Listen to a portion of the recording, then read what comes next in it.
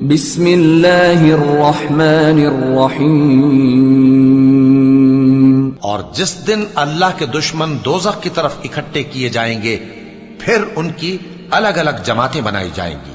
یہاں تک کہ جب دوزخ کے پاس پہنچ جائیں گے تو ان کے کان اور آنکھیں اور کھالیں یعنی دوسرے اعضاء ان کے خلاف ان کے اعمال کی شہادت دیں گے، اور وہ اپنی کھالوں یعنی اعضاء سے کہیں گے کہ تم نے ہمارے خلاف کیوں شہادت دی؟ وہ کہیں گی کہ جس اللہ نے سب چیزوں کو نطق بخشا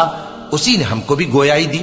اور اسی نے تم کو پہلی بار پیدا کیا تھا اور اسی کی طرف تم لوٹائے جا رہے ہو، اور تم اس بات کے خوف سے تو پردہ نہیں کرتے تھے کہ تمہارے کان اور تمہاری آنکھیں اور کھالیں تمہارے خلاف شہادت دیں گی، بلکہ تم یہ خیال کرتے تھے کہ اللہ کو تمہارے بہت سے اعمال کی خبر ہی نہیں،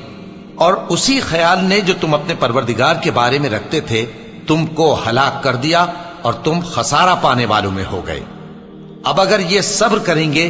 تو بھی ان کا ٹھکانہ دوزخ ہی ہے، اور اگر توبہ کریں گے تو ان کی توبہ قبول نہیں کی جائے گی۔ اور ہم نے ان کے ایسے ساتھی بنائے جنہوں نے ان کے اگلے اور پچھلے اعمال ان کو عمدہ کر دکھائے تھے، اور جنات اور انسانوں کی جماعتیں جو ان سے پہلے گزر چکی ان پر بھی اللہ کے عذاب کا وعدہ پورا ہو گیا۔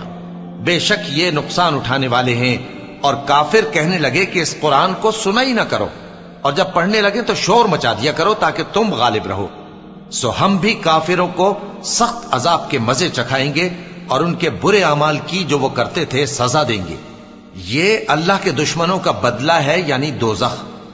ان کے لیے اسی میں ہمیشہ کا گھر ہے۔ یہ اس کی سزا ہے کہ ہماری آیتوں سے انکار کرتے تھے۔ اور کافر کہیں گے کہ اے ہمارے پروردگار، جنوں اور انسانوں میں سے جن لوگوں نے ہم کو گمراہ کیا تھا ان کو ہمیں دکھا کہ ہم ان کو اپنے پاؤں تلے روند ڈالیں تاکہ وہ سب سے نیچے رہیں۔ جن لوگوں نے کہا کہ ہمارا پروردگار اللہ ہے پھر وہ اس پر قائم رہے، ان پر فرشتے اتریں گے اور کہیں گے کہ نہ خوف کرو اور نہ غمناک ہو، اور بہشت کی جس کا تم سے وعدہ کیا جاتا ہے خوشی مناؤ۔ ہم دنیا کی زندگی میں بھی تمہارے دوست تھے اور آخرت میں بھی تمہارے رفیق ہیں، اور وہاں جس نعمت کو تمہارا جی چاہے گا تم کو ملے گی، اور جو چیز طلب کرو گے تمہارے لیے موجود ہوگی۔ یہ بخشنے والے مہربان کی طرف سے مہمانی ہے۔